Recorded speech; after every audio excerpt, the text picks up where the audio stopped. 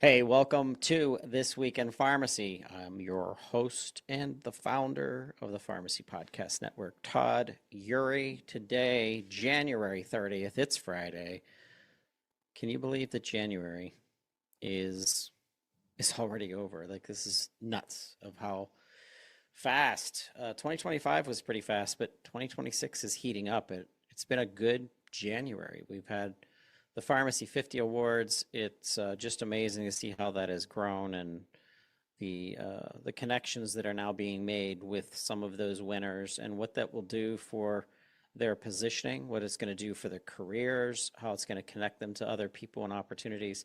That is the entire mission of what the Pharmacy 50 Awards is to do, is to accelerate people in our profession that are doing just that little bit more. They're much more innovative. And one of those people is joining me today on TWIRx, Pharmacy 50 alumni, I think a two-time alumni, my friend Sean Jensen. Sean, what's up? Hey Todd, it's great to see you. How are you doing? Happy New Year. Happy New Year. You're a two-timer on Pharmacy 50, I am or what? very proud to be the last 2 years. And I was going to say congratulations. It was a great event, a great award season for you. And yeah, I just remember myself. I mean, it's so exciting when you get the email and all the connections, like you said. I mean, it culminates a lot of hard work. It's Yeah. kind of like a recognition of that. But no, it's really awesome. I'm so excited for all the winners this year. Congratulations to all of them and to you too. Oh yeah, I appreciate that. What I like is the Pharmacy 50 alumni who use that award to connect and to lift up other people, and that's exactly what you've been doing with educating our younger upcoming pharmacists and developers in the realm of artificial intelligence. That's kind of like why I wanted you to be on TWIRx today because I wanted to kind of get into a couple things, but first of all, let's get the important stuff out of the way. The Philadelphia Eagles are not going to the Super Bowl this year, and neither are the Pittsburgh Steelers. So how do you feel about that? Yeah, big disappointment. I thought we might have a Steagles Super Bowl this year, but a lot of my closest friends are big Steelers fans. What do you think about the coach McCarthy coming in? You know, I don't know enough about him to tell you the truth. I've seen things that he did during Brett Favre's younger years, and I think he does a really good job at developing young quarterbacks. I think his heart is in it, and you know what? Really, I will take heart, I think, over, sheer design or cold talent. It's like the way that Bill Belichick made me feel about being much more calculated and much more about, I don't know, but that does get you Super Bowls too. But I like McCarthy's attitude. I saw him on a press conference. I saw him, he's extremely sincere. He's very proud to be coming back to his hometown of Pittsburgh. And if you're winding down your career as an NFL coach and you would have an opportunity to come back to your hometown and coach the freaking Pittsburgh Steelers that he grew up with, like that's a dream come true for him and his family. So I think he has an opportunity to build an outgoing legacy because I can't imagine he's going to be around the same time that the previous Steeler coaches have been in place for 19, 20 plus years. But I think it gives him an opportunity to do something pretty cool in the sunset of his career. So I hope he takes advantage of it. I hope he surrounds himself with some really young, aggressive, offensive coordination talent, and he has a lot of work to do. I mean, if maybe we can use his experience to kick in because the Steelers are a mess. Yeah, well, I mean, good. Best of luck to the city, and I mean that's one of the most stable jobs in sports there, like you alluded to there. I mean, it's three coaches in 50, 60 years or something crazy. Hey, the So. only people that want the New England Patriots to win the Super Bowl are New England people and New England fans because the rest of the nation would much rather see the Seattle Seahawks. And for me, since the ref during the Super Bowl between the Steelers and the Seahawks, there were a lot of very questionable calls. It's if they have an opportunity to get it, let them Let them get it.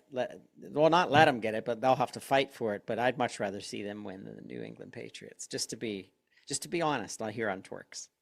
Yeah, Hey, we're same. looking at a video from the one and only Tom Brady, one of the greatest, and arguably people could say the greatest QB of all time.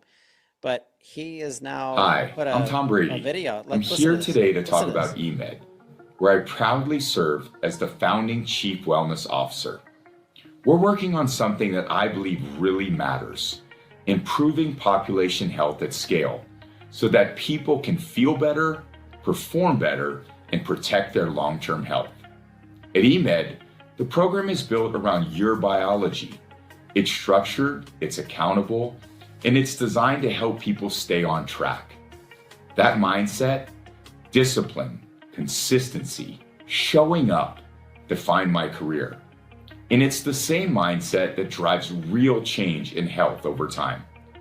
We're just getting started, and I'm proud to be part of it. eMed, the science of you, clinical, proven, human. So I don't know Mr. Brady's background, but to be called the chief wellness officer it's just strange to me because I didn't know.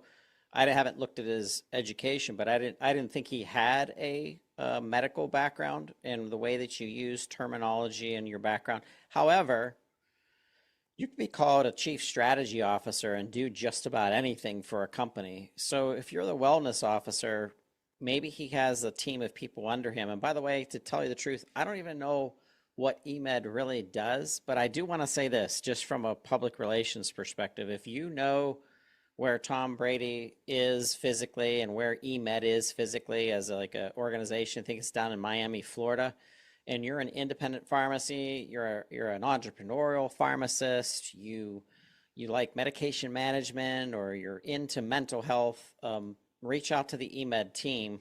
They're on LinkedIn, so it's right in his post. You'll be able to see, but reach out to this organization called eMed. Look, this is them on LinkedIn and poke around and see if you can't make connections because wilder things have happened. I'd love to see some pharmacists involved in this if there aren't, some already. But Sean, have you heard of eMed? I mean, it says there the GLP-1. I had heard of them through, the context of GLP-1. I think Tom Brady will hopefully get a lot of recognition here for him is probably the point. But I mean, hey, I'm sure the guy knows a ton about fitness, and like you said, I mean, the figurehead or not, the team around him is really what's going to determine, that impact. And with like Mark Cuban jumping in, I welcome any kind of celebrity or any kind of, spotlight that wants to get shown on the industry and any kind of attention we can get, we'll take it. So sure, Tom Brady wants to get involved in eMed. I welcome that. I think that's great. Let's continue the conversation. So we did some collaboration with Babson Diagnostics, which is a blood testing tech. It's they put the freezer inside the community pharmacy or the hospital system. They have a device that warms the fingers, and then all of a sudden it gives you a little prick. It extracts blood at a minuscule amount in comparison to how much blood that they normally take. When you go give blood, you're giving sometimes two whole vials. I hate giving blood, but Babson is really on to something. It's like what's that Holmes lady that I was was gonna say all it sounds like the actual like Theranos yeah. V2, So but the it's honest it's Theranos. it's the literally it's the way that Theranos should have been is really Exactly. what Babson. But when you look up the eMed site, what do you know? They have a blood testing kit. So the future of blood testing and specialty pharmacy, I'm thinking about you and we're going to be headed to Assembia this year, and I love talking with specialty pharmacy operations, but you organizations, you pharmacist consultants out there, you community pharmacy owners, look into blood testing, bud. I mean, look into blood testing, look into being a place for people to come and ask lots of questions about, hey, what's the long-term impact if I'm on, um, what's one of those medications, Wegovy or, Yeah, um, the GLP-1s. yeah. So Yeah. what's the long-term effect on bone density, or what's the long-term effect on my longevity? Is there a way to wean me off of this and then all of a sudden I transform into something more holistic or something more now with the food pyramid being turned literally upside down, like, is this time for pharmacists to rise and to say, hey, here's medication management, here's holistic health, here's diet, here's exercise. Let's stop prescribing, and all you do is, not all you do, of course, it's everything they do because they keep everybody alive with triple checking and double checking.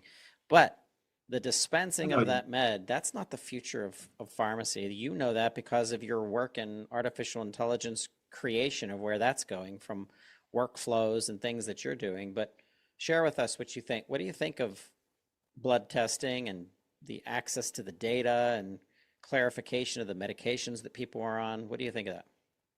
Yeah, I mean, it's just, the pharmacist plays a bigger role than most people think. I mean, even look at that pilot. I mean, that was not pharmacies.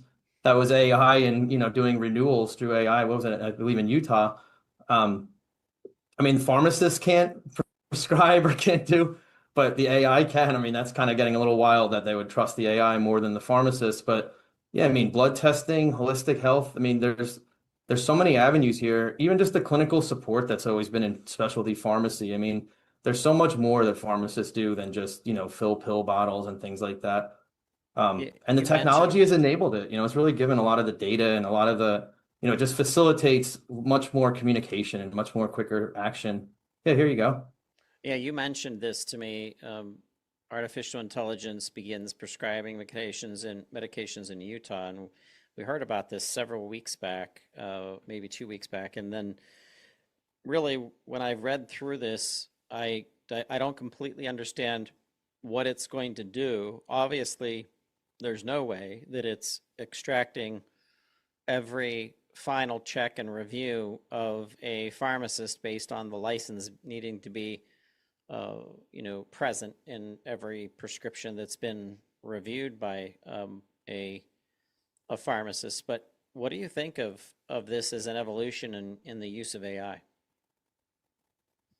I mean, I'm surprised how quickly it's moving forward, frankly. And I say that in a good way. I think people have always said the technology isn't going to be a limiting factor in terms of speed. It's going to be, the regulations and kind of just the compliance around it, the legal aspects. I mean, there's so much more than just, hey, the AI can do a lot of cool things. It's like, is it allowed to do all those cool things? I mean, I believe that article was kind of renewals only initially too, which Yeah. at the end of the day, a doctor renewal isn't much more than pushing a button in the EHR anyway, especially like, there's renewal transaction sets. So maybe it's not doing that much, but it's certainly like the right direction of getting technology more involved. And I think it's going to expand to the pharmacist. I mean, inevitably, what we're seeing there on the doctor side will be for the pharmacy as well. Hey, shifting gears, but just staying within TWIRx news is this news came out. The headline is, and this came from Healthcare Dive. You can find more at healthcaredive.com, but the headline is CVS accused of shutting out rival pharmacy hubs in House Judiciary investigation. The company's massive pharmacy benefit manager changed its rules and weaponized audits to ensure independent pharmacies couldn't work with competing pharmacy service companies, the House Republicans said. And then it dives into the brief. Definitely take a look at this. You know, I love what the free markets have done for entire economies and building nations, and the Industrial Revolution and everything that the United States went through. Part of that Industrial Revolution, there were horrible things that were done to human beings, and in the coal furnaces and all of that stuff. So there's always going to be crappy ass people who are going to take advantage of things. But for the most part, and I know that's not an excuse for things that are done to people, because it's not, but the evolution of innovation, there's good and bad that are really a part of everything. And CVS Health had such an opportunity backing up 10 years ago when they really started to get manipulative into Medicare Part D and Medicaid, and starting to scrape more and more of that money, calling it a benefit, calling it medication management, calling it formulary management. And now there's no money left to pay pharmacists for clinical knowledge. There's no money left to pay a dispensing privately owned pharmacy in any of the spaces, specialty, long-term care, or even our community independents. And now we've pulled back the covers. Everybody knows what the truth is. It's right out there in the black and white data that CVS Health, Optum, Express Scripts have all done things purposefully to create a non-competitive advantage or a non-competitive situation where they don't have to compete. They don't have to, when you don't have to compete, Sean, if you didn't have to compete with all the other AI companies out there and the developers of software out there, if you never had to compete, your software would be crap because your development software would not have any push to stay competitive. And that's exactly in the free market.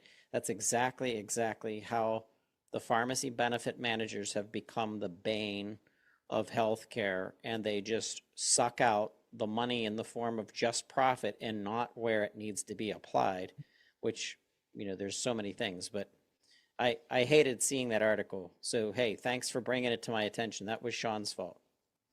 Yeah, I mean, it's a House report so far. So, I mean, this comes around in cycles. We always think they're going to do something and they don't always do. But for sure, they're calling them out. And I think just as an extension, like we said, like, a lot of times it's technology is being stifled, not because the tech isn't capable of doing it.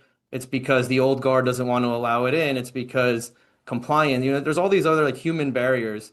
And if they're stifling competition, they're stifling, it even says like in the report, I think on that PDF, that the House report title is something like how they protected themselves from competition and innovation. And it's like, wow, you're purposely putting resources to try to stifle innovation. So I think as we shine a flashlight on what's not we, but as everyone kind of sees what's really going on and more transparent PBMs and transparent processes take over, you'll see a wave of tech adoption. I mean, you look at those other middle market PBMs, they're so tech forward and tech, friendly.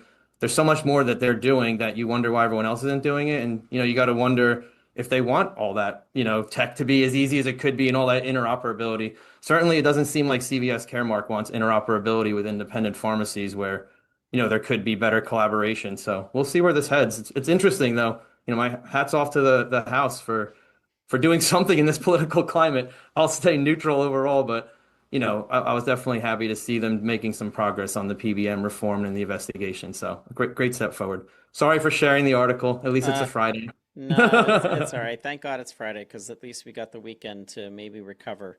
Exactly. Except for those pharmacists and technicians listening right now who probably have to work over the weekend. But it makes me think the the quote from Spider-Man, with great power comes great responsibility. And that's what's most disappointing to me in the CVSs and the Optums and the organizations who are inside pharmacy. And I've been accused, my entire network has been partially confused. We've lost sponsorships based on people will be like, well, you're so heavy on PBMs. And I'm like, no, we need PBMs. PBMs have their place. Matter of fact, there's a crap ton of PBMs. There's at least a dozen, at least 12 national PBMs that are fiduciary or cost plus or transparent or doing things that are exactly where the value, Capital RX, for example, they're doing things that are helping the employer, helping the benefits manager, helping the cost, helping the patient, much more inclusive. And we're seeing the beginning of the end of the current three PBMs. Their models will not sustain. The Mark Cuban and Congress and people have just dug too deep now.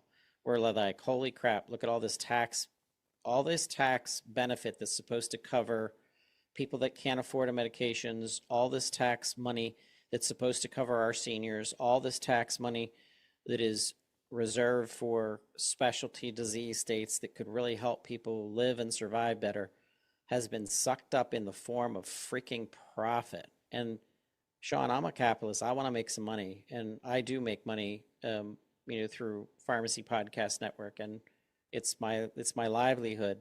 But if if I were setting something up that was taking advantage of a situation, especially in the form of a tax, imagine if I could find a way to get podcasts taxed and make some make some money, right? But if I were doing it and using it in a way that was just for profiting my publication or myself and not pushing it back to how do we evolve the standard of podcasting and continuing education? How do we advance the profession and what pharmacists are talking about and what conversations they should be a part of? How do we leverage the superstars of our industry and get their names out there? Like it's if you're in a profession, if you're a lifer, you're a lifer, Sean, in being in technology, and if you're a lifer in healthcare tech, and you start doing things that are questionable, that is more about just lining your pockets, most likely with how small this industry is, and especially pharmacy, you're going to get burnt out because people aren't going to do business with you anymore. And that's literally what's happened to the three biggest PBMs is we've uncovered the truth to their massive, massive, massive profits and returns, and people are suffering. Yeah, I mean, this industry, you can't hide for long. That's why no one burns bridges in specialty pharmacy and healthcare and pharmacy in general. I mean, there's just such a community and a brotherhood and sisterhood of, just people taking care of each other, helping out for each other. And, if someone's doing something wrong, be it a vendor or company, whoever, word travels fast and everybody's going to know about it. I would say as a lifer, going back to the 90s, like what the PBM scene looked like before the rise of where we're at. I mean, it was just as bad. It was the Wild West. I mean, it was the employers who were getting, taking the brunt of just blank checks being written. Any prescription that wants to get written, doesn't matter what it is, the employer is going to pay for it. Nobody had any incentive to not just write whatever they wanted. And certainly some cost-cutting measures had to come in. And I mean, I think on the one hand, how much money the PBMs are taking, stealing, pocketing, whatever people could say, all that money was also being wasted. I mean, back in those days, that same money that they're pocketing, that was just going to, it was always being paid by whoever had to pay the bill, whether it was a health plan or an employer. They came in with a noble mission. They did some things right. They certainly lost their way. I think you said, there's a lot of new companies that are ushering in a new age. But we just certainly don't want to go back to the Wild West. There's a reason PBMs came about to begin with. And, we'll see where it all heads. But Yeah. even those J&J dollar, follow the dollar report that they put out every year, obviously the PBMs are taking a cut, but 340B, the government programs, and I support all of them. I'm not saying anything critical, but as a fact of the matter, they do show that a lot of the money that's being spent is going all over the place. It's not just going to drug companies. It's not just going to pharmacies. It's, it is being wasted everywhere. So there's a lot of things to point to there, absolutely. But I'm all aboard seeing what happened with this report and seeing what happens from here. Yeah. Um, that's good insights, especially from someone who, when you design systems and software, there's a lot of black and white that goes into that because it's very factual. It either works or it doesn't. It's either going to corrupt later based on something else that you plugged into it, or it's going to be stable, and it's going to, so it's like, I think from your mind and your perspective, it really makes sense the way that even business should be. And business people that are in business, people that are lifers, you're doing what's best for the whole ecosystem. There's no reason that you can't make money at it.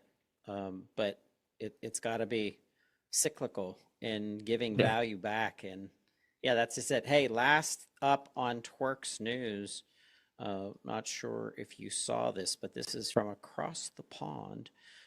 Pharmacy Business over in London put out a article that says pharma companies embrace AI to speed up clinical trials and regulatory processes. AI helps the pharmaceutical companies to fulfill tedious tasks as well as submissions using less time.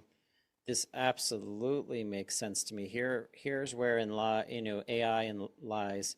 It can really speed up accessing information and looking at data over millions of cases of the same, variation, and something that changes very minute in a small percentage.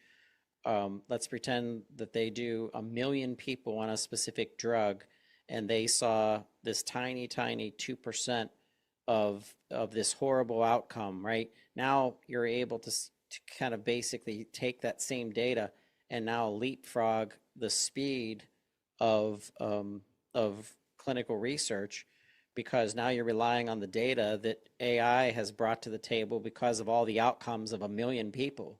It's like basically saying, wow, that's an opportunity to speed things up, and instead of spending that money all over again, starting from scratch, you could start from start studying the 2% that had an adverse reaction, and really dial into what happened with them and getting more data out of it. But what do you think of this impact in clinical trials?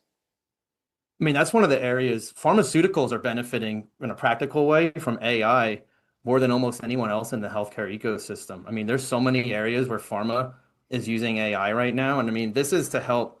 Well, I think you scrolled down, that second bullet point said something as you were scrolling.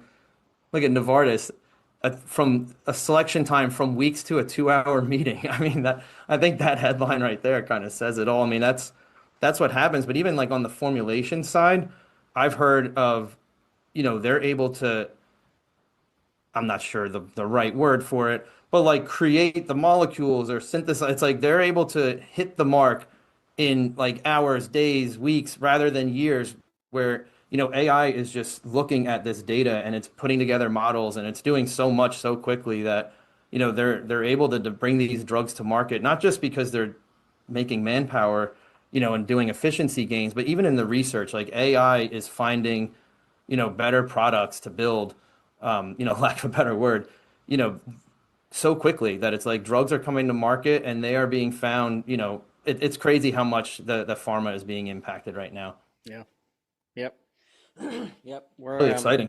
We're going to be talking more about this.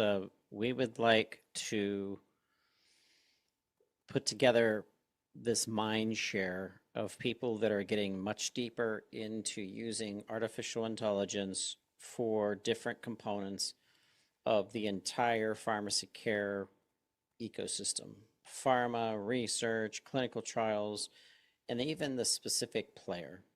I think of Daniel Plummer dialing into pregnancy. I think of Jenna Quinn in pediatrics, and I'm thinking of Tamara Yeah. Rugels in senior care, and so on and so forth, where we now have experts that can start using some of these tools that people like you, Sean, are building to really help accelerate their capacity as a pharmacist that's dialed into very specific things that people go through. And we need the insights of those pharmacists to leverage AI. Shout out to my guys over at Nested Knowledge. We're going to be working on some releases coming up, the evidence-based podcasting concept. And Sean, we're going to be working with JB Consulting in the future too, just to do more extraction of data and resource and reference and connection by the use of artificial intelligence. So what other organizations have you ever heard about doing stand-up jobs in specifically around pharmacy care in any of the sectors? I mean, I see just there's probably more to even think to mention. Like there's so many AI companies. Go to any trade show, go in the exhibit booth, and it's like you can't throw something without hitting an AI booth or hitting some kind of a demo. There's just so much. I don't want to say it's becoming a commodity. That's not fair to say, but it is going to really be not like, can AI do it? Like AI will be able to do it. People will have a million choices. They can do it themselves. It'll already be like, how are people choosing to use it? And like they said, the pharmacist who uses AI will replace the pharmacist who doesn't use AI, or the company, rather than, you know, AI replacing everyone. Hopefully, it's the people who are leveraging it are, I don't want to say replacing, but they're the ones who are going to thrive, in the economy and in the environment where, imagination and things like that are really the only limiting factor. Really, really exciting times. Yeah, it really is. So we have a episode coming out on TWIRx with JM or TJM Labs, which is an AI group that is doing more about workflow, and they're kind of dialing into different things in the independent community pharmacy space. But there'll be definitely an organization that I kind of want to mix in so that we have a Knights of the Round Table of organizations that are trusted not only in the strengths that they bring to the table in the reference and usage of artificial intelligence, but more specifically, I think of like you, Sean, and your group. You have such a niche in specialty pharmacy over the years where you were it wasn't you weren't even calling it AI back when you were doing it. It was more like workflow, custom workflow, but you could really see as the beginnings of using AI and artificial intelligence.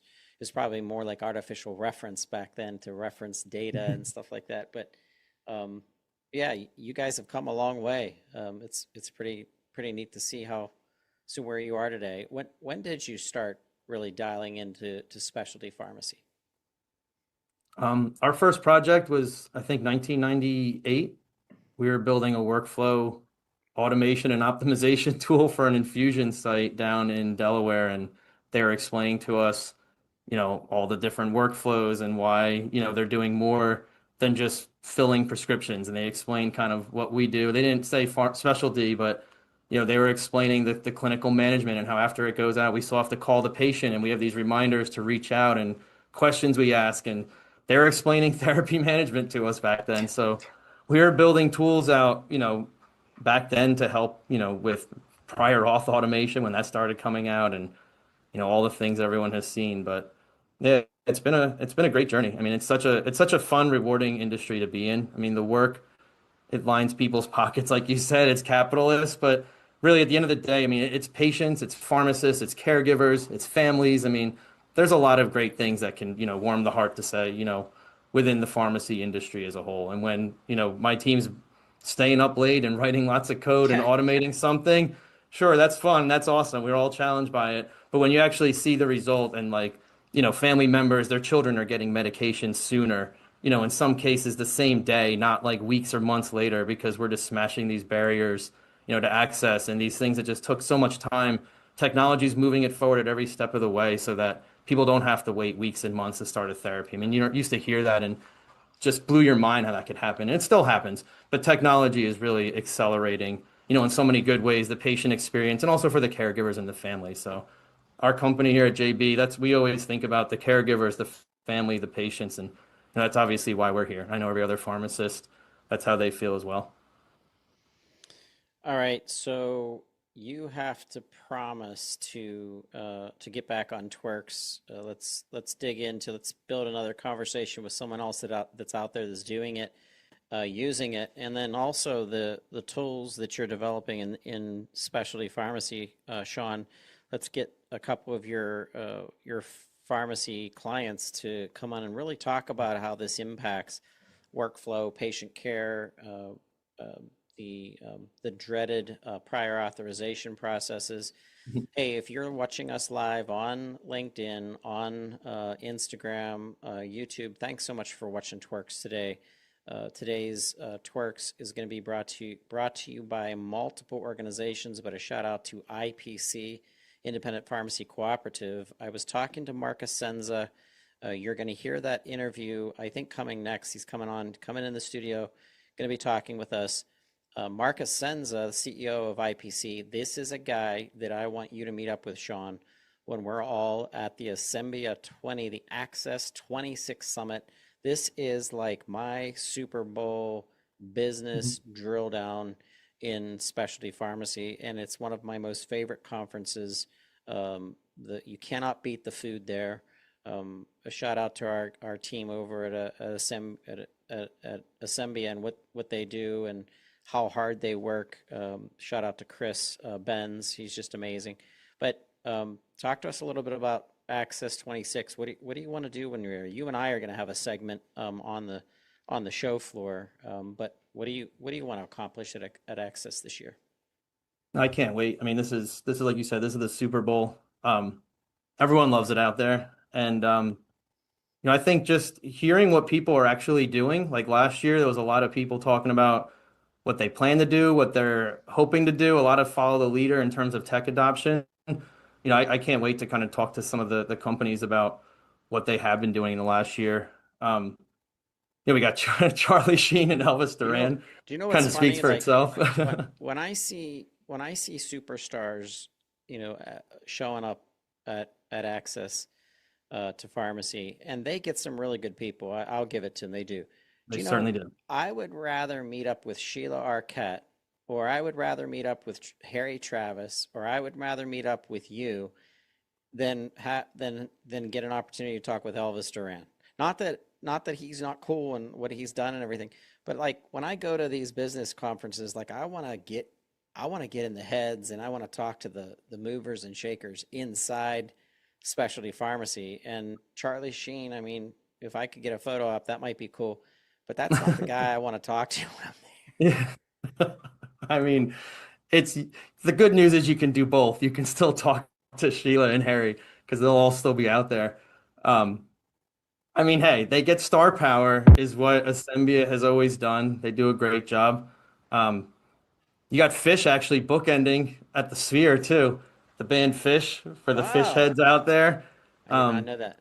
yeah, they're going to be at the Sphere the weekend before and the weekend after for anyone who's going to be in Vegas. But yeah, Chris Benz, I mean, he does such a great job. He's a friend of mine as well. He's amazing. He Yeah, is he does amazing. such a good job. I mean, that thing, it wouldn't be what it is without him. And I mean, I always joke like I see him on the way out when the show's over, and I swear he's already working on the next year's show. He like Dude, says he's gonna go take some time and relax, but he doesn't. You can tell he's already doing it. So he he literally doesn't he does. never yeah. And there's George Bush. I mean, Brett Baer. Look at all these guys. So they Yeah. bring out the star power for sure. But it's a great opportunity to meet with all the stakeholders. If there's anyone you want to meet with, they'll be out there. So I can't wait to sit down, pharma clients, the pharmacies, all the tech vendors, just really check in and see what's going on, get some good food and, have a great time out there. It is. It's a very good time. The party that they have is a big deal. I always enjoy it. I enjoy seeing people. But yeah, Assembia is coming. If you are going to Assembia 2026 Access to Pharmacy, April 26th through 30th at the Wynn in Encore, Las Vegas, we will be set up. We will be pressed. We will be hot. We will be talking about all kinds of subjects. If you want to get involved in the show, reach out to us. Go to pharmacypodcast.com, go to the contact page. Let me know that you're going to be there and tell me what it is that you're doing in the specialty pharmacy space, because that's why we cover these shows. We always interview people who are talking about that cutting edge and what's working and what's not working and how to improve it. And yeah, talk with us. Meet up with Sean too. Sean, you'll have a segment there that we'll be digging into some of the things that you're exploring. Yeah, I'll be out there. I'd love to meet with anybody, come meet up. And Todd, I can't wait to see you out there too. It'll be a lot of fun. Heck yeah. All right. Well, that's it for TWIRx News. We're going to take a quick break, and you're going to hear from Marc Essensa here with IPC. See you, Thanks Sean. for having me.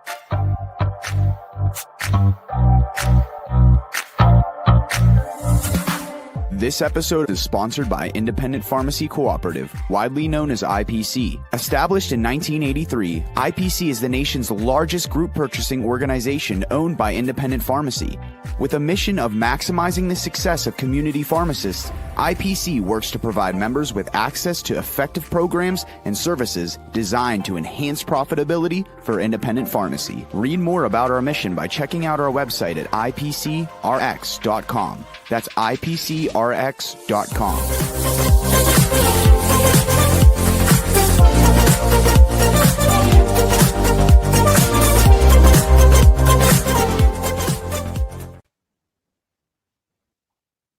Hey, and on This Week in Pharmacy, lots going on, kicking off what is this? This is, I lose track of time with how fast it goes. Today is the 30th. Oh my goodness gracious. Friday, January 30th, the last This Week in Pharmacy of January 2026. Where did this month go? This is incredible. I think with the Pharmacy 50 Awards, we really spend so much time in celebrating that and reviewing the connections of some of the most influential people in pharmacy. That by the time I get to the end of the month, I forgot that that we're here and we're heading into February. I'd like to welcome back to This Week in Pharmacy the CEO of Independent Pharmacy Cooperative, IPC, my friend Marc Essensa. Marc, how are you?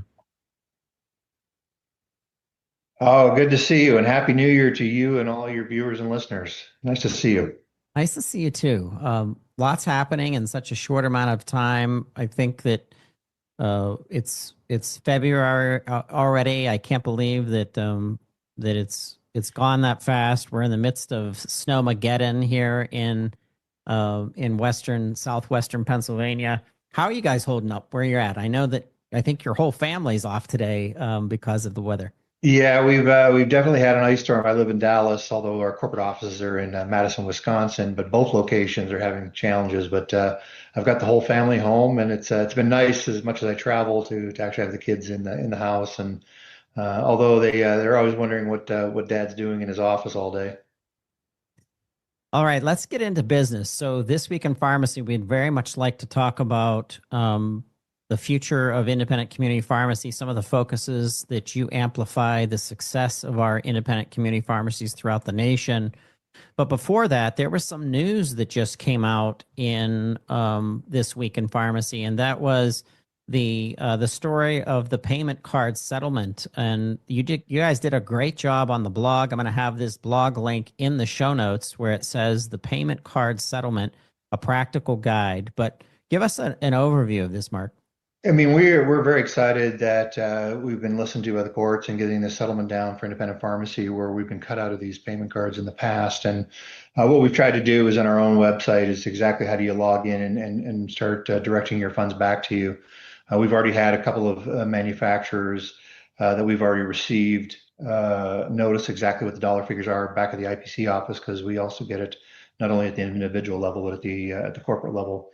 But what we're trying to do is get the word out to make sure that you go out and you claim the money that is owed to you because of these practices that were being done that were unfair to independent pharmacy. Yeah, I think of businesses that are doing an increasing amount of business through their credit cards and debit cards, and for something like this to happen, it's like just one more one more struggle that you have to deal with. But for them to come to a claims and being able to get dollars back, that's so important. I'm glad that you guys are reporting on this. This practical guide takes you through step by step of what you should be doing as an independent pharmacy owner. So once again, I'm going to have this link in the show notes. But let's get to more fun things to talk about. I love talking about business development. I love talking about cash-based programs of where a community pharmacy is engaging their community through services that are needed. IPC has been supportive of all of your members in doing such things. But what's at the top of your mind as we go into February 2026 for our community pharmacies, Marc? Well, what's really been prevalent out in the marketplace, and we're seeing this all over social media, you're seeing this through the government, but is a lot of this direct-to-consumer based marketing that is happening right now. A lot of that, is both an opportunity and a risk for independent pharmacy, where we get disintermediated to these mail orders, because there is some massive mail orders and hubs that are being put out there, hundreds of millions of dollars being spent on these build outs by these PE firms. But what we believe is, and what we've been pitching to our manufacturer community, and we've been working hard on this since we were at ECRM brand here a couple of weeks ago in Austin, Texas, and we're starting to get some traction with the manufacturers, is there a direct community rather than a direct to consumer program? And typically what we were working on and where we've had the most traction is in two forms. One is being able to get a brand manufacturer to start to give us actual discounts or actual contracts at retail. So if you're a retailer and you're able to get a contracted price on a brand drug, and then you're still able to apply your WAC minus discount with your primary wholesaler and stack it, then all of a sudden, when you're at AWP minus 24, which is a typical reimbursement, you can actually be in the black on those types of brand prescriptions. So that's one portion of it. The other portion is that disintermediating the PBMs out of this chain is these direct-to-consumer cards where there'll be a buy down of the product. So in other words, you've seen all over the place these GLP-1s being sold at $149, even though WAC we know is at $1,300. Well, there are mechanisms that we're currently working on where we'll be able to introduce those types of pricings in community pharmacy, and through a specific bin, in the adjudication side, on the cash side, we can buy those down and avoid the PBMs and be able to get those prices out to the consumers and still have those particular drugs at a profit for the pharmacy. As we see more and more of these things coming along with TRUMP-Rx, we don't know how that's going to come to fruition, but we believe it's going to be a direct-to-consumer model, and being able to play in that space, have the logistics, have the infrastructure for independent pharmacy. That's kind of what we're doing back at the office to make sure that we're ready for this and that we can take advantage of as it comes along. Yeah, I like the direct community. The news that came out a couple of weeks ago with 9 of the largest pharma companies ink deals with Trump to lower drug prices. There's a lot of misconceptions of what this means, but it's the community pharmacy that already has a trust and relationship with their community and their people to demystify stuff like this, and then bring them back to the community pharmacy and say, hey, we can set up models in our own community to make sure that you're taking medications safely, but you're getting great pricing based on the relationships that they have with their community pharmacy. And there's going to be a continued mix between our traditional transactions that are backed by a PBM executing the funds, and then the realm of the cash-based and the opportunity to grow your cash-based and the opportunity to grow memberships. I think of memberships in healthcare counseling, in diabetes and hypertension, and different, maybe a high blood pressure, glucose monitoring, how to best use your glucose monitor. Whatever it is, there is opportunities that, IPC has always had these programs that are supportive to community pharmacies to do more, to extend more healthcare services through the transaction, so that it's not just a commodity. It's saying, hey, your prescription is just the start of this. And especially if you're in a chronic condition, to do more with the communications that you have with your community. What are some ways that you can talk to the listener right now? How should they be communicating best with their community to once again demystify the news that might be confusing, or just general communications to stay in touch with their people in their community? Well, I think a lot of these independent pharmacies many times are at times even the social hubs or the gathering points in a lot of these smaller communities. So it's a matter of just having those conversations one-on-one with those patients as to what's coming down, especially as they recognize somebody coming in with a high copay that, hey, you know what, there's now a brand discount buy down on this particular drug that it may not count towards your yearly maximum out of pocket, but it'll certainly save you money, in the short term here, and really going through and helping to manage the members that are coming in to look for the guidance, not only of the clinical guidance from the pharmacy, but also what's the financial guidance, because the ubiquitousness of these discount cards, you're spending almost as much time trying to adjudicate and put somebody on the right buy plan at the counter as you are on the right medication and making sure they're adherent to it. The other thing is that what we want to do is we want to continue to make sure that we got these adherence markers out there in the marketplace. So we have at IPC a new program that was a pilot out in New Jersey, where we were working specifically with one provider that was a Part D plan, where they were looking for help specifically on their patient population that was non-adherent, and they gave us the independent pharmacies almost 800 prescriptions of patients in December that were non-adherent to their program. And by the end of December, we had well over 600 of those patients back on a regimen and doing what they were supposed to be doing as far as making sure they're taking their medications. that not only gets the pharmacy, the patient interactions. There's also revenue chains that come along with that for that particular pharmacy, but it also helps the Part D plan in making sure that they're securing their star rating to make sure that their adherence bills are being taken care of, and working collaboratively with some of these organizations as to where are the value chains in the pockets of these big payers that make sense to them, that they may not have these interactions directly with independent pharmacy or any pharmacy for that matter, that we're starting to give them programs and services where we can actually impact things such as star ratings and patient outcomes.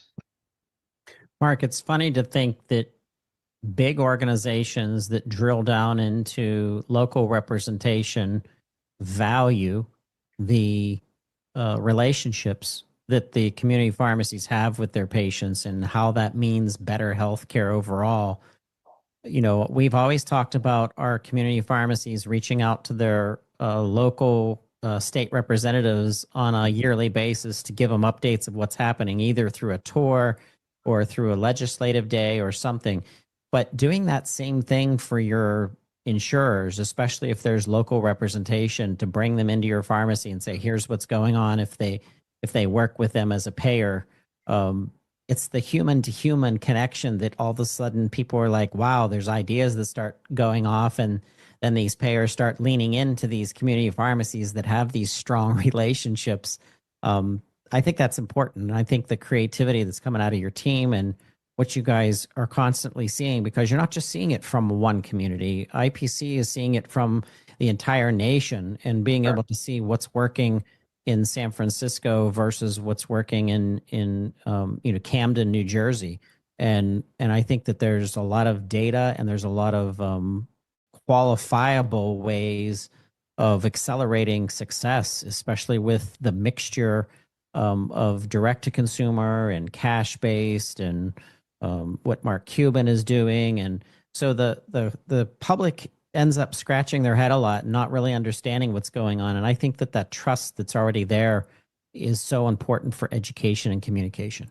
Yeah, absolutely. I mean, one of the things is that every channel partner needs to be educated as to what's happening at community pharmacy. So, for instance, here Friday afternoon, I have a manufacturers meeting, and it's specifically around why there's script abandonment in independent pharmacies sometimes, or that they get switched over to another formulary or therapy because of the economics of their particular branded product. And they have no understanding that, well, you do realize that, the PBMs are reimbursing at AWP minus 24 or 26.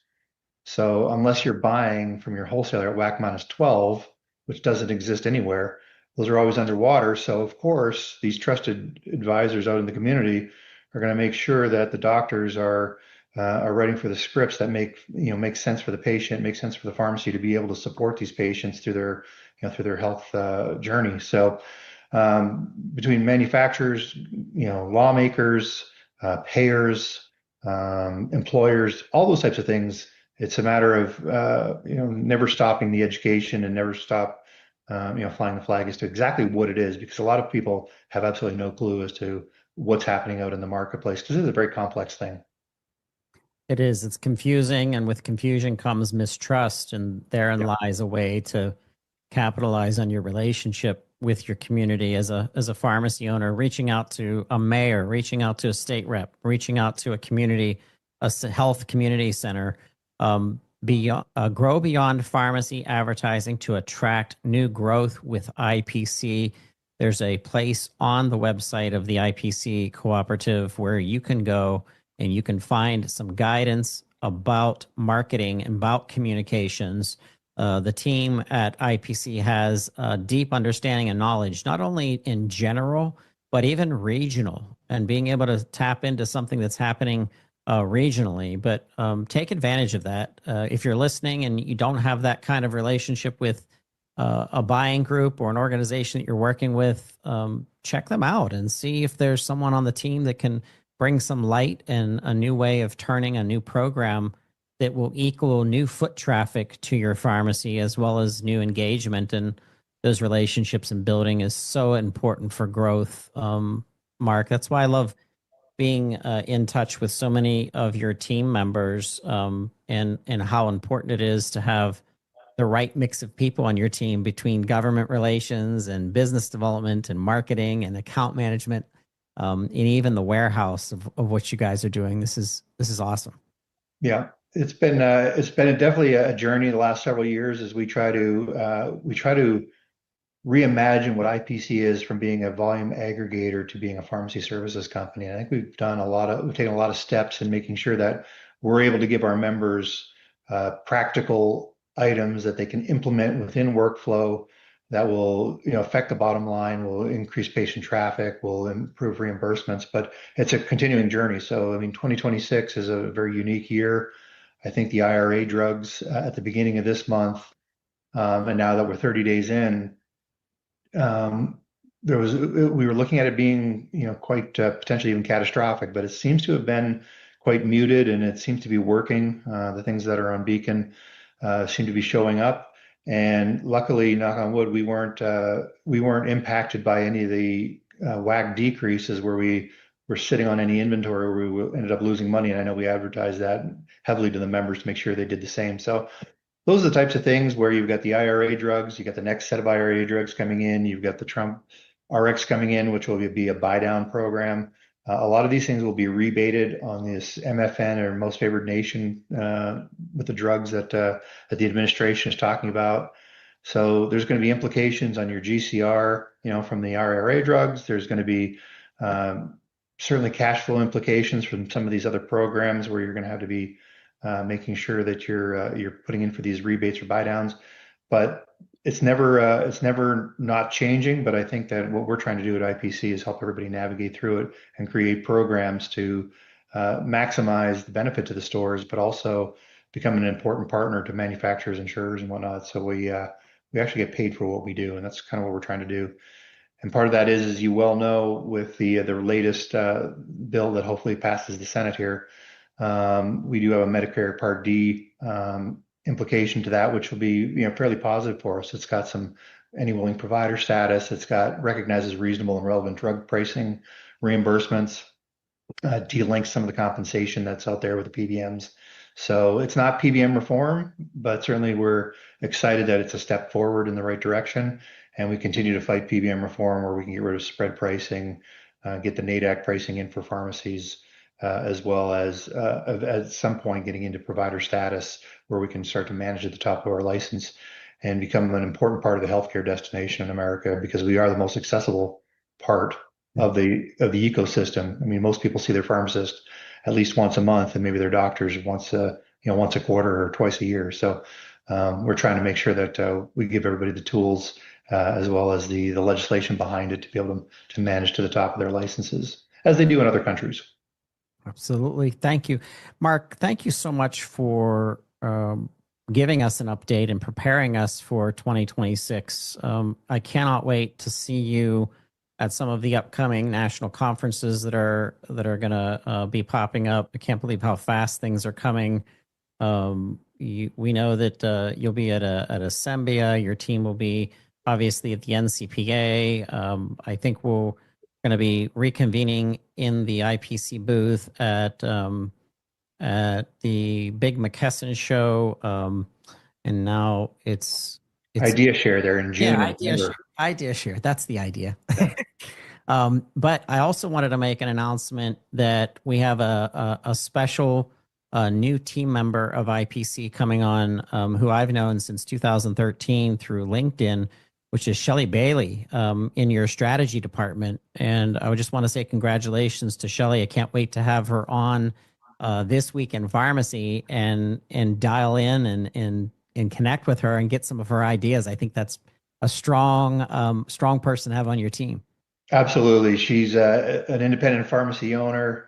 At a time, she owned a very large specialty pharmacy. She was on the National Advisory Board for independent pharmacies for McKesson. She's had her own business of doing in vitro fertilization, and she's been a consultant for a lot of years, and just a great talent. And we're excited to have her join the team here at IPC.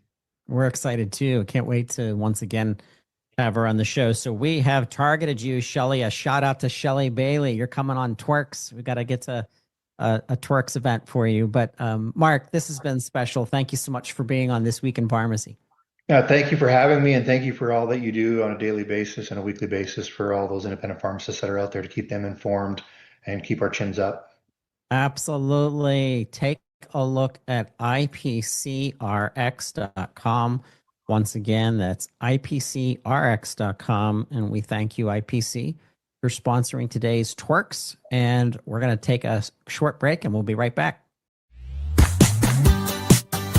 Running a pharmacy means juggling a lot: patient care, inventory, and now compliance.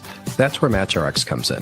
MatchRx is the online marketplace where independent pharmacies buy and sell their overstock safely, quickly, and affordably.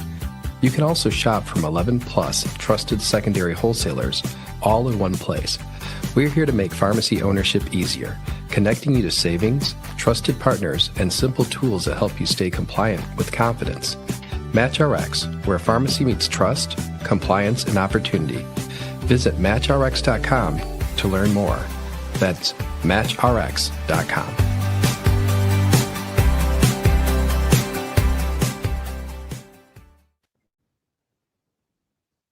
Hey, welcome back to TWIRx, This Week in Pharmacy, January 30th. I hope you, if you are working this weekend, I hope you stay warm. It's going to get frigid. I think tonight, Friday, is -8. -8.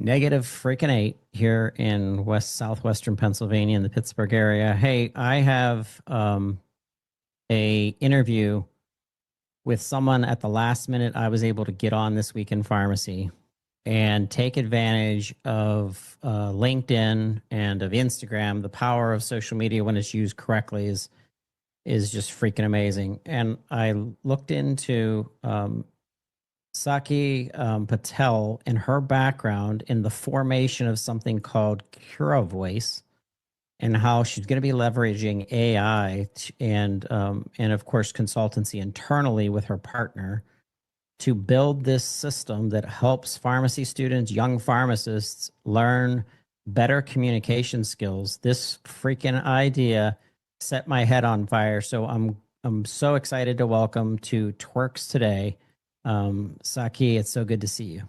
Welcome to TWIRx. Hi, it's so good to be here. Thanks for having me. Yeah. Can you TWIRx? You can't TWIRx? No. No, Do it. Not going to do it.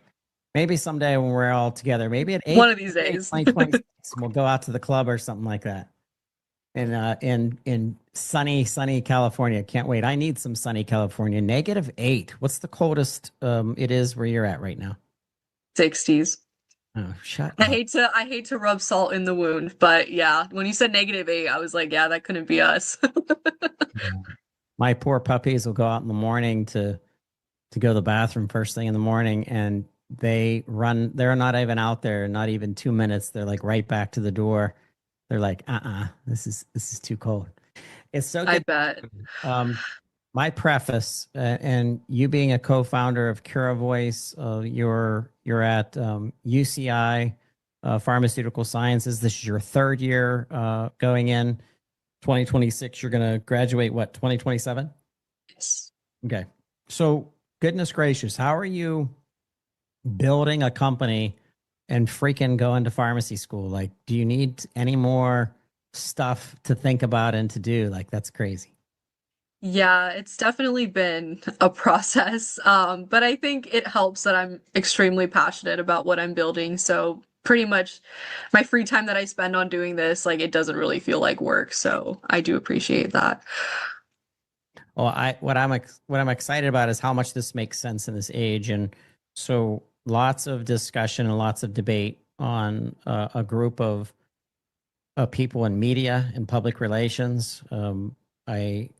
I talk with him and we post about how AI is going to impact the realm of communications, and how someone like myself, who Gen Xer, I was born without the internet. I integrated it into my life. Now all of a sudden I'm using as much of it as I can. I'm not a programmer. I wish I was. But it's interesting to see that this is such a good time to slow everybody down with so much access to so much information and say, how are you going to communicate with someone that is very scared? They're at, they're in the emergency room. You're an emergency room pharmacist. Is there like a lesson that I could listen to from other emergency room pharmacists that could be like, hey, here's what to remember in these cases about communications or dealing with patients? Or so open up about the philosophy of Cura Voice, and I'm blown away by it. I think it's amazing. So definitely tell us. Yeah, for sure. So where Cura Voice kind of started, it was very much built from my experience as a pharmacy student. My co-founder and I are very good friends, and I was studying one day with him, not together because, he's a computer science guy, but I was studying around him, and, he was looking at my notes and he goes, hey, there has to be a better way for you to practice this, right? Like, how are you supposed to know what to say in your verbal exams and your OSCEs if you guys don't even like regularly do that in class? And I was like, yeah, but it is what it is. Like, that's kind of just how it's been. You practice for your OSCE, you take it, it's over. And he was like, well, what if I built a voice bot that simulated a patient? Would that help you? And I said, I mean, I don't think you can, but sure, you could try, right? And, a few days later, he comes back with a very, rudimentary prototype of, this patient simulator. And I used it a few times and I thought, wow, like this, if I had this earlier when I was doing my OSCEs, my P1 year, this would have made it so much less intimidating. And if I had this practice before I went on my IPPE rotations, this would have made talking to patients way less intimidating because, you can have all the knowledge in the world, and school does an excellent job of teaching you everything, right? Teaching you all the drug interactions and teaching you all the side effects and all the wonderful things we need to know as pharmacy professionals. But we don't get a lot of practice on how to say those things, right? When a patient asks you, how does my Ozempic work? I can't tell them it's a GLP-1, right? They're not going to know what to do with that information. And obviously, as students, sometimes I think we're not challenged enough to think of these things in layman terms and to think of them in a way where we can explain it to patients. So we took this idea with Cura Voice. We entered a few demo competitions in entrepreneurship, and that was kind of my first intro into the world of entrepreneurship, was these like startup competitions. We got some funding through some of those. We were lucky enough to secure that. And so we've just kind of been building the tool ever since, and we've been getting more pharmacy students on the platform, and they've been seeing a true benefit with having something like this, a very low stakes environment to practice their patient interactions. And the tool has even grown to not just be a patient simulator, but it's also grown to be a study platform where students can upload their notes and they can get custom study materials. They can get quizzes that don't just ask recall questions. They're all case-based questions. 55-year-old male comes into the pharmacy, has XYZ symptoms. What do you do?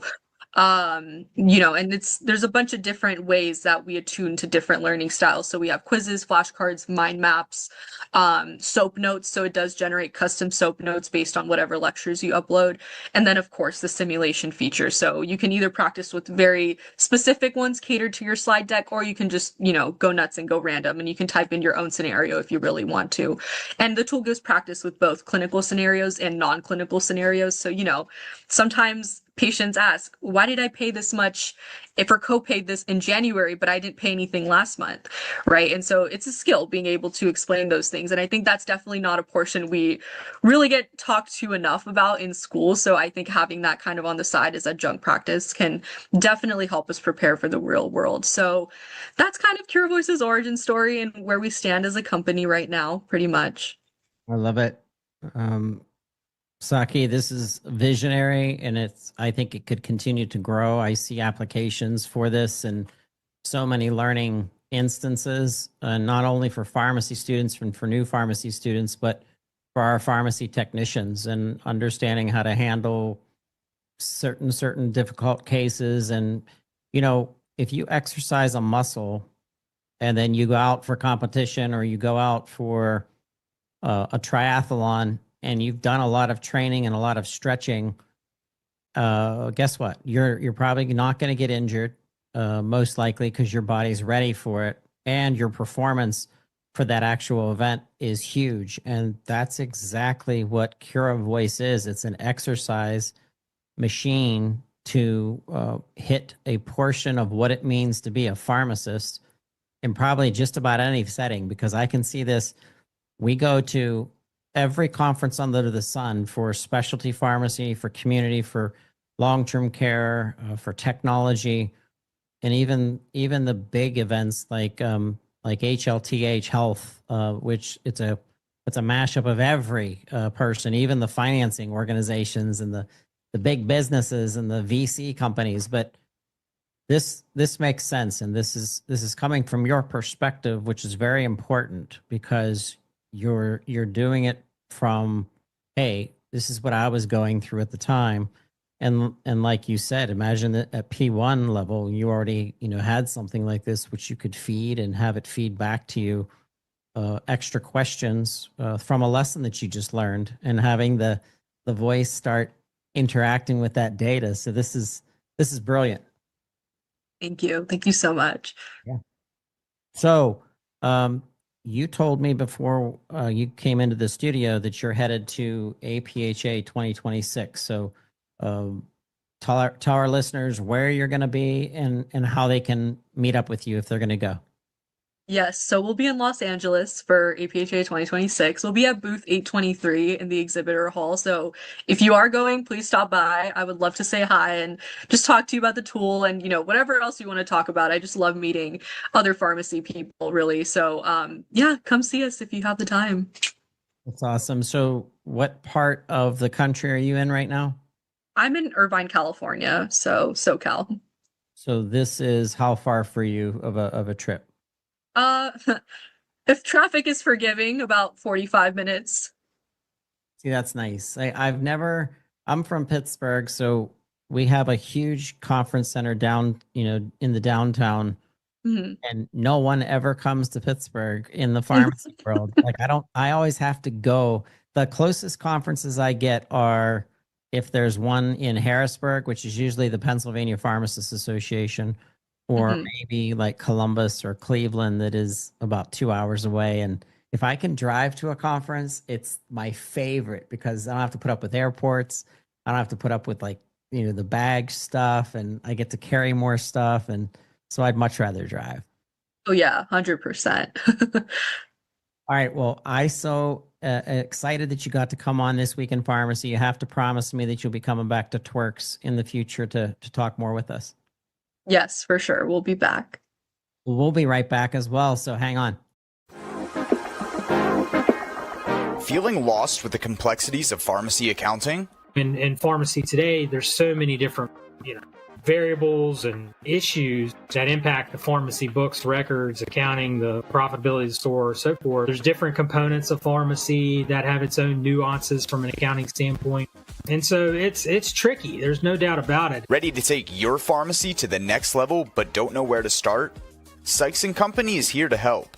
Introducing the RX Assessment. With the RX Assessment, the pharmacy CPAs and advisors at Sykes will do a deep dive into your accounting and tax situation and give you the action steps you need to take your pharmacy to the next level. If you're interested in, working with a team who understands the industry and how the accounting and tax should really be in a pharmacy, this is your chance to get a under the hood check of what's going on and getting the feedback of any issues or concerns or, again, things we think you're doing really well with. Get the financial checkup your pharmacy needs and head over to sykes-cpa.com or call 252-482-7644.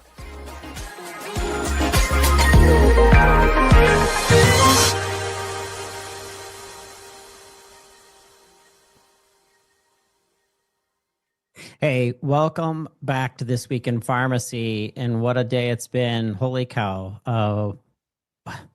It's the weekend. I hope you pharmacists listening, I hope you're taking time to get some rest. It's chilly cold here in Western Pennsylvania. I think I woke up this morning to -2, and I have 3 corgis, and we have a baby corgi right now. He's only about 16 months. Or is it 16 weeks? He's not that young. Has to be months.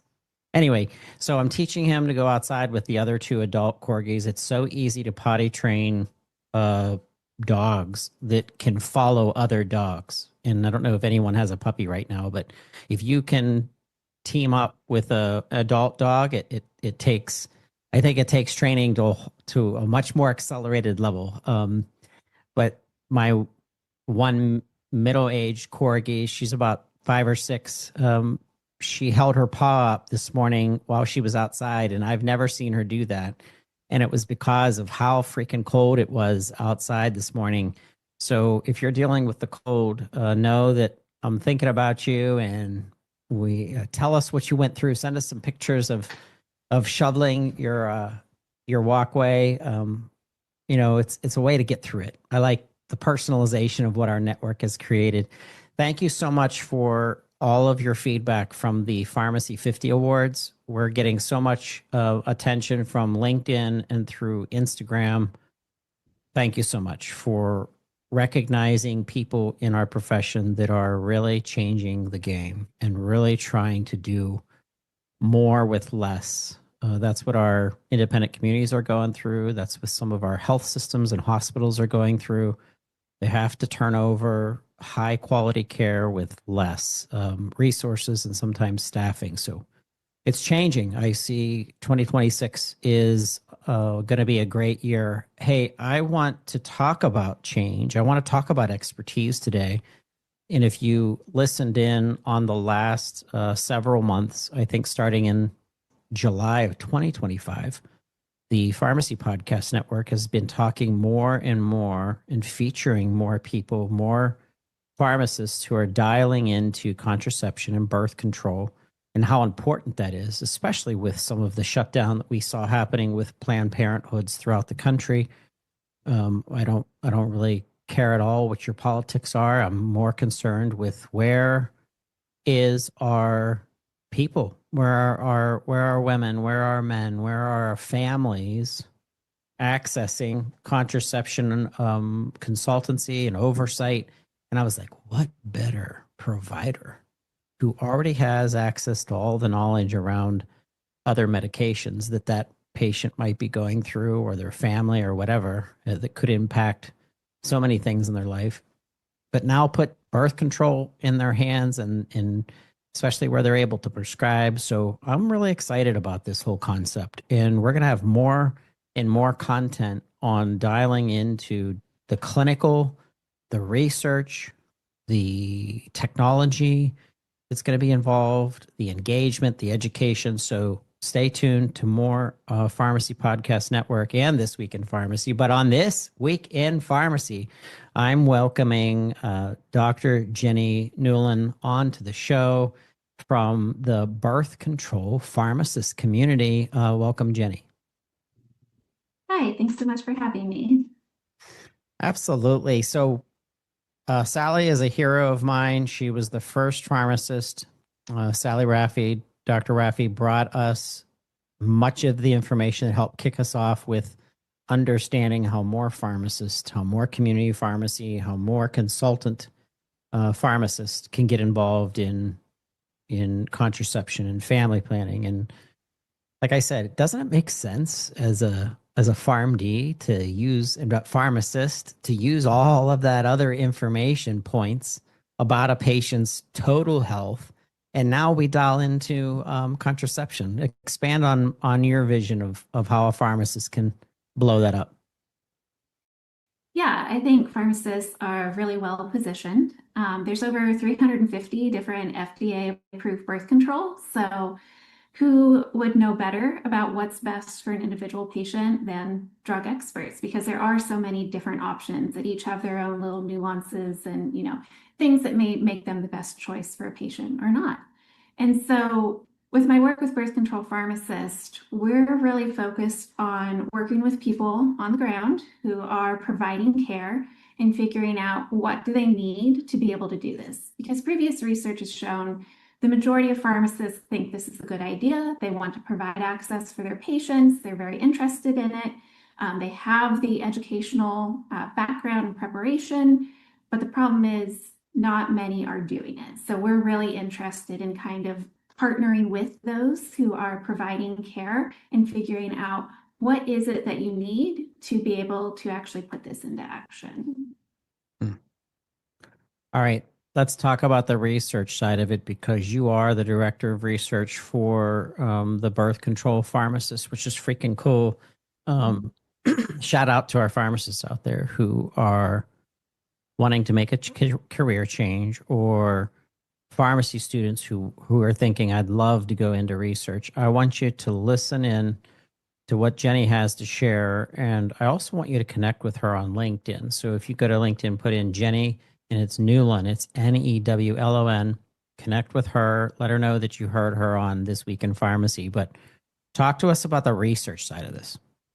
Yeah, so one of the first things that I did with birth control pharmacist was there was funding opportunity from the CDC, and the CDC was really wanting to figure out how to implement pharmacists prescribed birth control.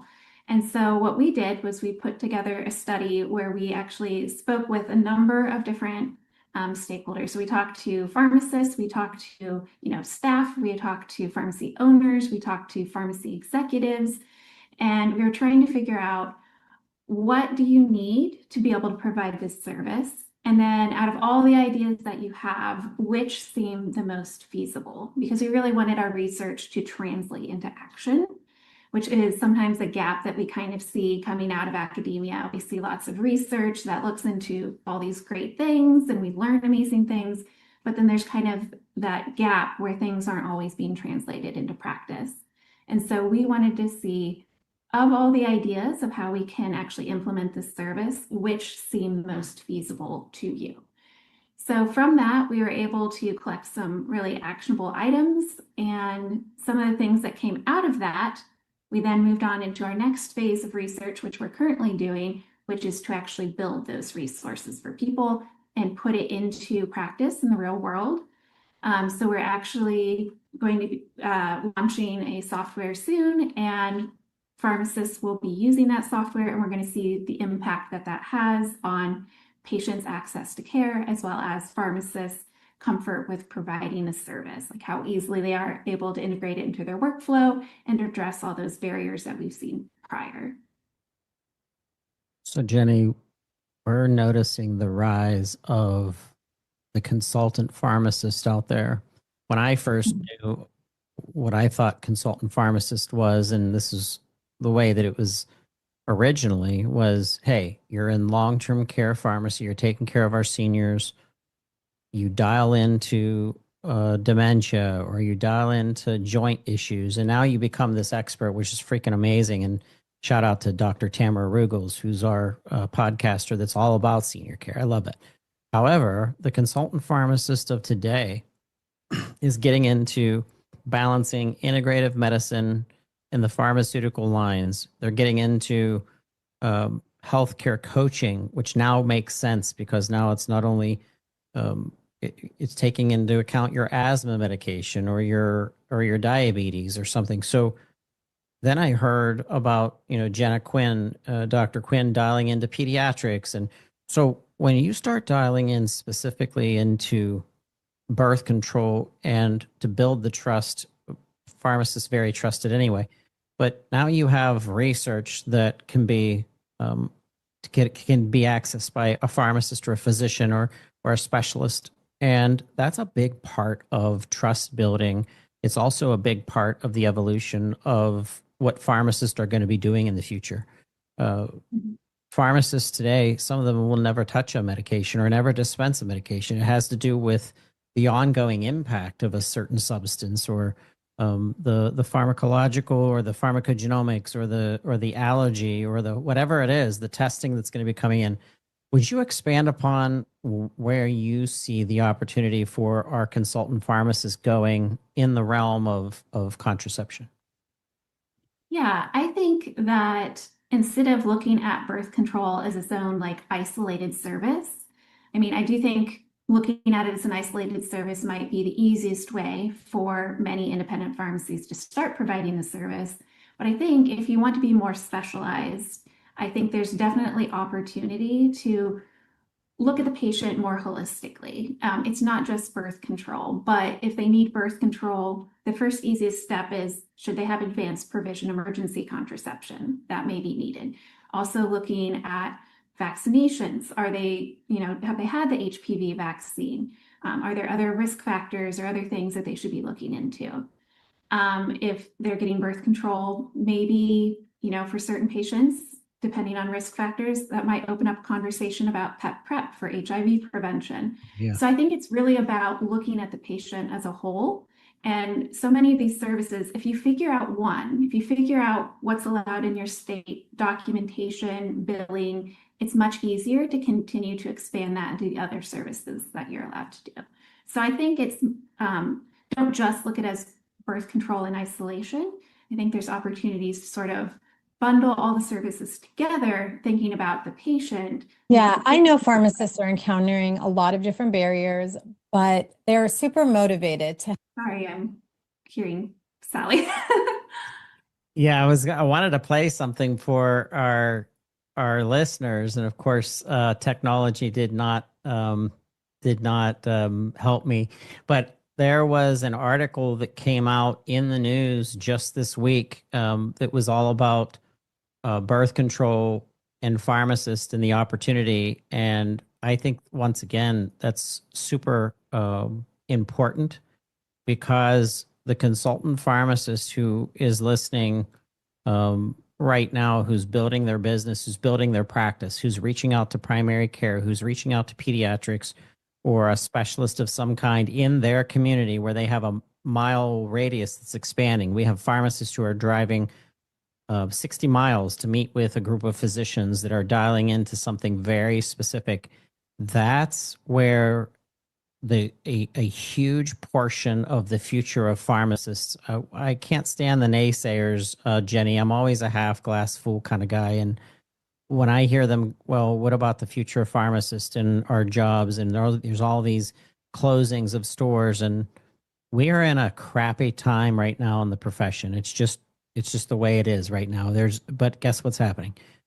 It's the plate tectonics of our profession, where things are changing permanently, where the pharmacist is now saying to a 36-year-old woman, she's ready to become pregnant, she has asthma, she likes doing triathlons, she's talking more about her holistic health. All of a sudden, the pharmacy enters the chat, has the experience with the birth control, has the experience with asthma medication and which one she should be doing and what dosing form and blah, blah, blah. Like, goodness gracious, what a time to think of being and building your non-traditional career path. Yeah, there's really lots of opportunities. I think, pharmacy has so long relied on, one stream of income and through dispensing fees and everything. And it's hard to sort of move beyond that, especially when there's not a great place to land in many states. Medical billing is very complicated, and pharmacists are seeing that they're running into a lot of issues with contracting and credentialing. Even if the state says pharmacists must be paid, there's not always a straightforward path to actually getting paid. And so I think that, unfortunately, a lot of pharmacists have run into that, and it is discouraging, but I don't think it's time to give up, because I've also heard a lot of pharmacists say things that, they sort of discount it. They say, oh, well, my patient population, there's not that many young people. Well, there probably are young people in your community. They're just not coming into your pharmacy because they don't know that you're offering services that are meant for them, like birth control. I've also heard, well, there's a clinic down the street, so they'll just go there. Well, maybe the patient would prefer to come into your pharmacy. And with the way things are now, that clinic may lose funding and may not be available for long. So it is good to continue to explore these new ways that you can sort of adapt your pharmacy to meet, today's needs. It's an opportunity also to stand out as a provider, as a pharmacist, and let your community, not only the people, obviously the patient opportunity, of course, but Let the nurse practitioner who's building their own practice, let the the state associations know what you're doing because they like to write press on it or they like to put the piece out there that gets your name out there. Like there's a whole system to this, and it's where a bunch of salmon swimming upstream of the profession of the entire profession of healthcare. And but by the time we get to the point where now it's a fluid way that pharmacists are now being paid for their knowledge and their expertise because they're dialing into a disease state or a condition or multiple conditions in one situation, and you are being paid for that expertise, and you're getting paid better because now you're starting to develop a reputation within your region as that expert. The reason why I'm giving shout outs to our young pharmacists, to our students right now, start following experts in this spaces of different things. And in this case, follow Jenny Newland from Birth Control Pharmacist and connect with Jenny and ask questions. But start blogging more of yourself. Start getting your paperwork, your research, get it, even if it's not published yet, start writing a little bit more on it and pack yourself so that your resume and the search engines on your name and your Instagram, that this is all tying back to your brand too, and how important that is as part of this. Because going back to Sally built a brand, but it took her to do this alongside her primary position at the time to feed her family and keep her going.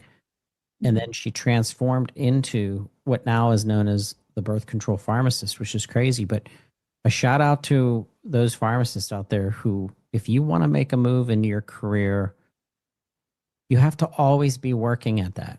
It's like you always have to keep in mind, what's my move of where my heart's at. And your heart, Jenny, is definitely in research because I see your eyes light up when you talk about it.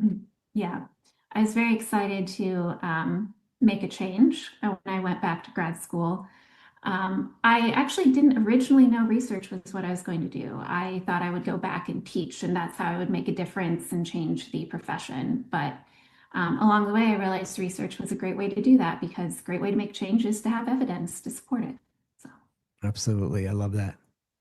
All right. Well, you have to promise that you'll come back to This Week in Pharmacy and bring us another pharmacist, or bring us the evolution of the technician and supporting our pharmacists who are now more clinical. Think of the future of technicians where they become your assistants in your consultancy. And it has, once again, nothing to do with dispensing the physical medication. To get our brains around what the future of pharmacy can hold, it must involve reproductive health. It must involve expertise. It must involve personalization of medication, and start marketing that in your own community so people know that of you. That either brings more attention to the pharmacy itself as a value op, or if you're a hospital system pharmacist, it's now putting your reputation out there so that now you start getting asked by other OGBYNs and physicians and specialists and pregnancy experts. They start coming to you and saying, hey, you wrote a paper, or you put a blog out, or you had a podcast that was out a year ago, and it was like what my patient's going through. Can you look at this and kind of give us your oversight? So, and it's like, why not? That's the future of pharmacy in my book. Yeah. What's next for you? Where are you going to be at any conferences coming up? Is anyone going to the APHA this year? Yes, I'm going to APHA. I'm actually receiving an award for Best Paper of the Year. I did some work on pharmacy working conditions. So it kind of ties into, again, I'm very interested in working with frontline pharmacists and figuring out what will practically work for them. So. Congratulations. Yeah, thank you. Well, I think we're going to be there. I'm pretty sure based on, we have clients that we follow around sometimes and, build and cover events, but I'm going to reach back out to you, because if I'm there, I definitely want to get a quote from you and see the experience that you're having in Los Angeles this year, actually. Yes. Yep. So much sunnier than in Los Angeles, and so much warmer, I'm sure, in LA right now than Pittsburgh, Pennsylvania. Yeah. It'll be a short trip for me this year since I'm based in SoCal. So. Well, there you go. What's the weather like in SoCal right now? very sunny and not windy at the moment, so that's good.